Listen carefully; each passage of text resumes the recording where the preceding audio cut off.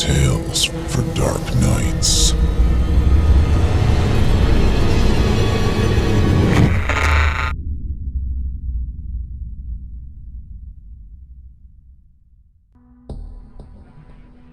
Good evening. For your enjoyment, we'd like to bring you this spine-chilling tale of terror from my personal collection.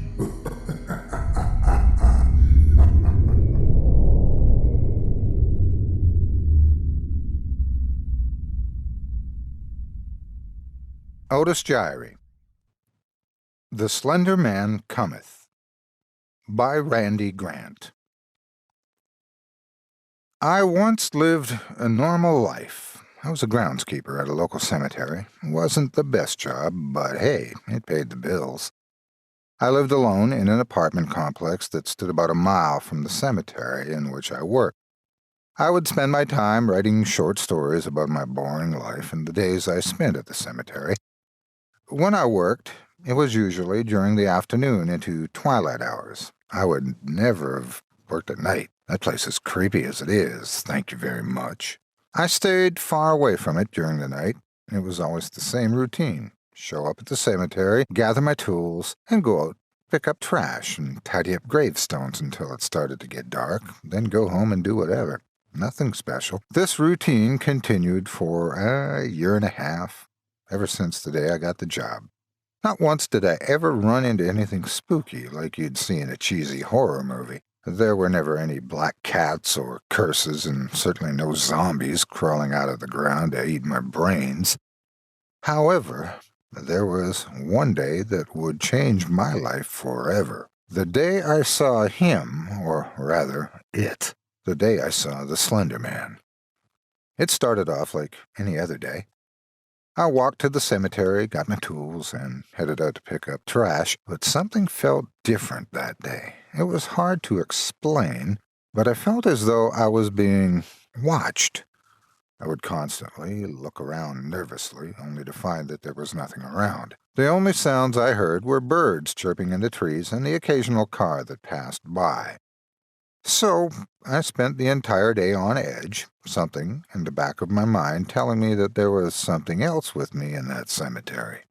At the end of my shift, as I headed back to put my tools away for the night, I noticed that the birds were gone and there were no cars passing by anymore. Everything was eerily quiet. Just then, I saw what appeared to be a man standing about 100 feet from me. From what I could see, he was abnormally tall and wore a black suit jacket with a white shirt and black tie. Because it was beginning to get dark, I couldn't see his face very well, so I couldn't tell if he was anyone familiar. I called out to him, but he didn't move. He just stood there, like a statue. I began to walk toward him, accidentally dropping my tools along the way. I bent down to pick them up, and when I looked to where the man was, he was gone. There was no sign of him anywhere. I scratched my head and shook it off, thinking that I was just saying things because I was overworked. I put my tools away and headed home, but I walked a little quicker than usual. I was still a little nervous, and questions filled my head. Who was that man? Why did he just stand there? How did he disappear so quickly? Was he real, or just a figment of my imagination? That night, I barely slept at all. It was my thoughts that caused my insomnia. The next day at the cemetery, I was even more tense. I felt like if a leaf were to fall on my head, I'd scream in terror. Unfortunately for me, the more tense I got, the more distracted I got from my work. Soon enough, my boss, Jeff, came out to talk to me. Jeff was a good guy. He and my father went way back, and he was the one who gave me the job as groundskeeper in the first place. He and I were also good friends, and he knew that I wasn't acting myself that day. "Stephen, what's the matter?" he asked me. "You seem a little off today. Is something wrong?" I didn't want to sound like a crazy person, but I knew I could never lie to Jeff, so I told him the truth. "I saw something yesterday, Jeff. There was a man in a suit that was just standing in the cemetery. He didn't do anything, and he just disappeared out of nowhere. It kind of freaked me out." Jeff looked at me like I was crazy. "Wait, what did you say this man looked like?"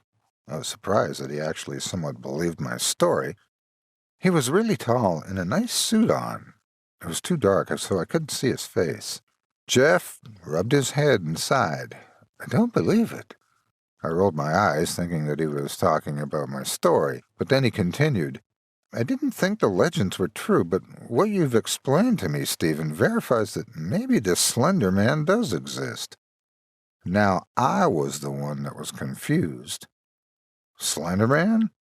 What's a Slender Man?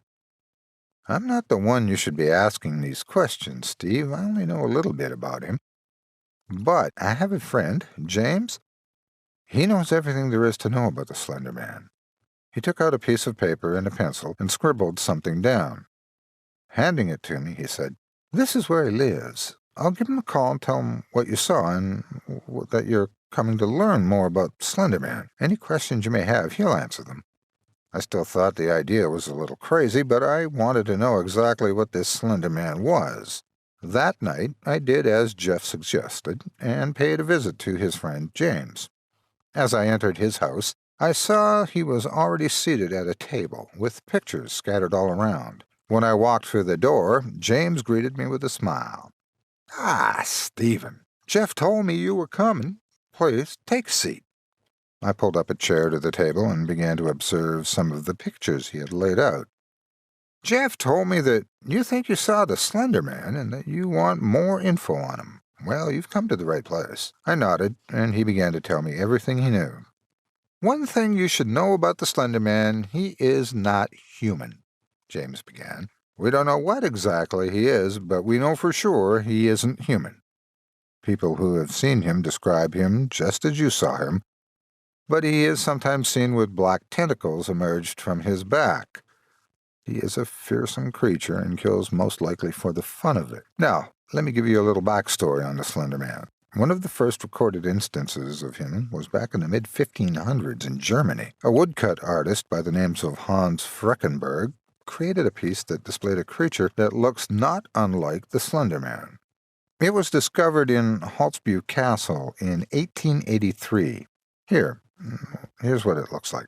He slid one of the pictures over to me, one that depicted a knight dueling with a strange humanoid creature with multiple arms and legs. James continued, "Now, Hans Freckenberg was known for his realistic depiction of human anatomy, but, as you can see in that work, the character on the right has multiple arms and an oddly shaped face. This work differs greatly from all his other works." I was intrigued at the amount of knowledge that James had, but he wasn't quite finished. He slid another picture over to me. This one showed several children frolicking on a playground. Nothing out of the ordinary, except for the fact that a man that looked exactly like the one I saw in the cemetery was standing ominously in the background. Looking at that picture caused chills to race down my spine. Now, this here is the first recorded photograph of the Slender Man. You can just see him in the background. According to records, every single child in that photograph disappeared shortly after it was taken. They haven't been seen since. I was astonished. I couldn't believe what I was seeing. James then passed me a few more modern-looking pictures. Each one seemed like a normal, everyday nature or family photo, but in the background of every one, the same tall man could be seen, looming in the shadows. "That's pretty much all you need to know," James concluded. "Any questions?" I shook my head, still trying to wrap my head around why this thing was looking at me the day I saw him. "The Slender Man is a mysterious force, Stephen," James told me. "Nobody knows exactly why he does the things he does, whether he does it for sport or he is a pawn for some higher being. We'll never know." Coming to this realization, I knew that I had to do something. I decided that the next day I would find the Slender Man and see for myself what kind of monster he was. I figured he was probably still in the vicinity of the cemetery, so I would hopefully find and capture him. "I wouldn't try that if I were you," James warned. "The Slender Man has powers you wouldn't believe. It's best to let nature take its course, and whatever you do, don't try to approach him if you sight him. I assured James that I would do no such thing and thanked him for all the information as I left. However, I was still content on attempting to end the Slender Man's reign of terror once and for all. I worked through the next day like it was any other day, but I kept my guard up the whole time, looking for any signs of the Slender Man. There was no sign of him the entire day, but once my shift was over, I put away my tools except for a flashlight and headed over to where I saw him standing just a couple of days prior. Like that fateful day, everything was eerily quiet. No birds or cars made any sound. I could sense he was nearby. I approached the area where I first saw him and sat on one of the gravestones, waiting. I knew he would come, eventually. After about 20 minutes, I began to give up hope until I heard rustling coming from the woods that surrounded the cemetery. It was beginning to get darker, and I got a little nervous. I had never been in that area when it was that dark before.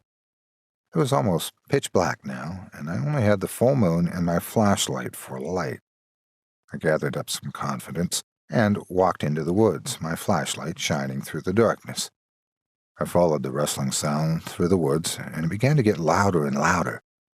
It grew closer and closer, and my heart began to race. Sweat formed on my brow, and my hands shook as I tried to hold the flashlight steady. "Show yourself!" I ordered as loudly as I could. Suddenly, from out of the bush of the woods came a squirrel. I let out a deep sigh of relief as the squirrel just stared at me for a few seconds. Then it took off running away from me. I thought nothing of it. It was a squirrel, after all. They're usually afraid of their own shadow. I turned around, and it felt like I walked into a brick wall. I fell hard to the ground and dropped my flashlight. I couldn't see much, but I could see the outline of a figure illuminated by the full moon. I stumbled around like a madman grabbing for the flashlight. I found it, and I shined it at the figure. I started at its legs and moved the light up its body. When I hit its torso, I saw that it was wearing a suit and tie. I swear I felt my heart stop for a moment. I shined the light up at its face and gasped in horror at what I saw. The creature had no face. It looked like an empty canvas. No hair, no face, no nothing. Just a pale white head looking down at me as if it knew I was there. He must have been at least 9 or 10 feet tall. I stumbled to my feet and I felt 2 hands grasp my neck. I began to panic and my heart raced faster and faster, my breathing getting heavy. The creature pulled me closer and raised me up so my head was level with his. I stared into where his face should have been, and he tilted his head as if he were observing me. I could barely breathe as his grasp grew tighter around my neck. I struggled furiously, and suddenly several black tentacles emerged from the creature's back. I knew this was the end. I was about to become another victim of the Slender Man. He raised one of his tentacles, and I braced myself for the end. However, I heard a faint bark of dogs, and a few men calling my name. The creature turned his head toward the noise, then back to me. He took the raised tentacle and wrapped it around my forearm. A burning pain shot through my entire arm, and I winced in pain. If that thing's hands hadn't been cutting off my air supply, I would have screamed bloody murder. The pain was unlike anything I'd ever experienced before. The creature dropped me to the ground and stood above me for a few seconds. I looked up to it, and I swear he nodded to me before fading into the surrounding darkness. I gasped for breath as the men found me. Jeff was with them. "Stephen, what the hell happened here? We heard you yelling, so we came to find out what was wrong." With what little energy I had left, I let out a whisper barely audible. "It was the Slender Man." Then everything went black. When I awoke, I found myself in a hospital bed, my neck and forearm still in pain. Once I had regained complete consciousness, I looked down at my forearm and saw that there was a black mark where the Slender Man had wrapped his tentacle around me. I stared at it for a few minutes, trying to contemplate why it had spared my life and left me with just a black mark. Before I had a chance to think any more, Jeff and James came into my room, Jeff carrying my laptop. "How are you feeling, Steve?" Jeff asked me. Still in a little bit of pain, I replied. The doctors say I should be out in a couple of days. Maybe even tomorrow. I warned you not to approach him, James shook his head. I figured he'd be a little upset with me. I know. I really wish I had listened to you, I apologized. Put his hand on my shoulder in comfort. It's all right. I know how you feel. You wanted to get an up-close and personal view of the Slender Man. Who wouldn't? I'm just surprised he let you live. I was just as surprised. Had it not been for the men calling my name, I probably wouldn't have gotten so lucky. Soon later, Jeff handed me my laptop. Why'd you bring this? I asked him. Because you need to tell your story, he replied. The story about how you met and survived the Slender Man. I'm sure a lot of people are going to want to hear about it. But who's to say anybody will believe it, I asked skeptically. James smiled and put his hand on my shoulder. Stephen, for every skeptic, there's a believer. I'm sure someone out there will believe it. Hell, maybe there's someone who's had an experience just like yours. Now get some rest before you start writing. You'll need it. The two started to walk away until I called to them. Hey guys, why do you think he left me with this? I showed them the black mark on my arm, and James rubbed his chin. No idea. I've never heard of any reported cases of that happening. Maybe since you were lucky enough to survive him, he gave it to you as something to remember him by. He smiled, and the two walked out of my room. I chuckled to myself at the thought, but then I realized that maybe that wasn't so crazy of an idea after all. I opened my laptop and began writing this story, my story, the story of my experience with the Slender Man. If I learned anything from that ordeal, it's that we may never know who or what the Slender Man is exactly, and where he's going to show up next. But I give you this warning to you.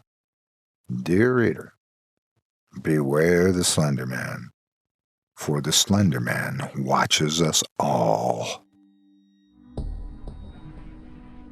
I hope you enjoyed this evening's little tale. Until next time, bundle up, stay warm, sleep tight.